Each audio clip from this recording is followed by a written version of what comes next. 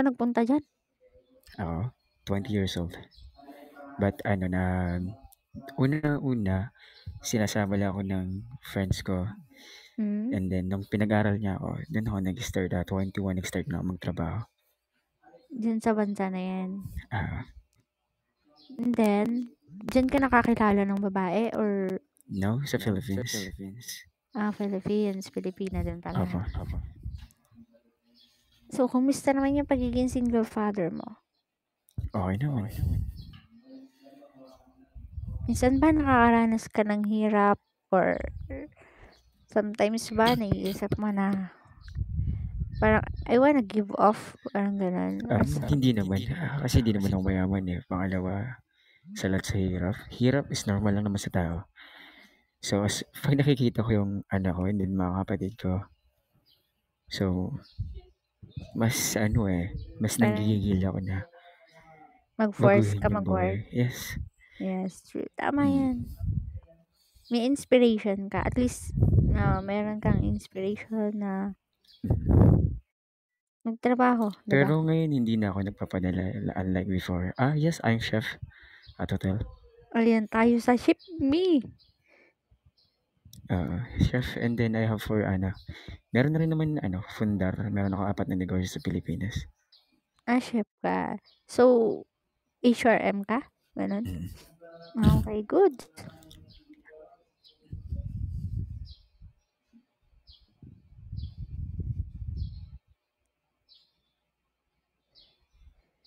So, kailan ka po huling nag-vacation dito sa Philippines? Umuwi ako nung last year nung namatay papa ko. Tagalog ka ba kuya or Bisaya or Tagalog, Bicolano. you're from Bicol. Um,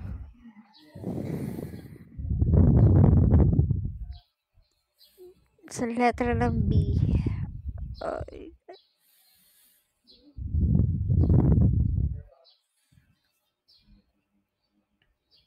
pasensya na kuya ha, kasi sa ganitong PR, sometimes may halong mga, kaya maingay mga kalokohan Hindi, or okay lang. Okay lang yun. nagbibiruan.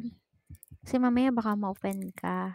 No, no, Baka no. sabihin naman, wala, ganito pala dito, ganito pala tong mga babae na to. It's just for fun lang naman yun, kuya. Ako naman, Hindi alam ko naman naman. yan. Malawak naman yung pangunawa ko. Then, Ayan, thank you kuya kung ganun. Always ka namang welcome dito sa AR na to. Or everywhere naman, kahit sa PR, pwede kang pumunta. Yung feeling mo na komportable ka, then go, 'di ba? Kung kailangan mo ng mm, kausap, ah, feel ano lang, feel at home.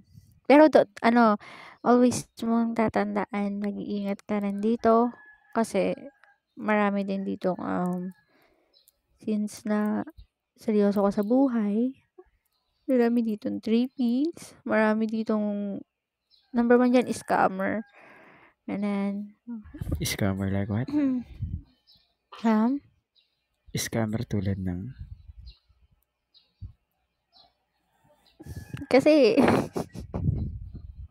scammer yung parang magiging ano sila sa'yo, tapos at the end, ganun, ganun. Kasi isa na ako sa na-scam eh.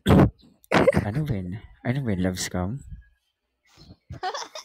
Buti sana kung love scam eh. Ano, di ba? Money involved. And then, Ano lang, ayan. kung ano Just, kasi, are you single? Single mom ka? Or OFW ka rin ba? yes, I'm single mom. OFW ka rin. Hindi pa, andito ka sa Pinas. For me kasi sa akin, sa akin kasi yung basehan sa akin. So, hindi naman ako, halimbawa pumasok sa relationship. Yeah. Pero yung gusto ko yung Hindi, tipong ano lang. sa akin, matured relationship and then, kung magmamahal ka ng tao, laging matatandaan as a single parents. Mamahalin ka kung ano noon at hindi kung anong meron sa ngayon. Yun Then nga past eh. na yung present at hindi na yung pinag-uusapan. Maturity is maturity kung sa lalaki dapat. Mas yung lalaki mas nag-e-effort instead sa babae. Then dapat marunong ka tumingin ng red flag and green flag ng isang tao. As na babae ka, then dapat nakikitaan yung way. Kasi hindi naman may mga tao kasi talagang sweet talker, yung kasi may Totoo mga ka diyan kailangan kuya, of oo. sweet talker and for fun. I like una-una pa lang may mga taong humihingi ng like sabihin natin, alam mo yun na hindi mo pa nakikita pero halos ipina Hindi po, ayan.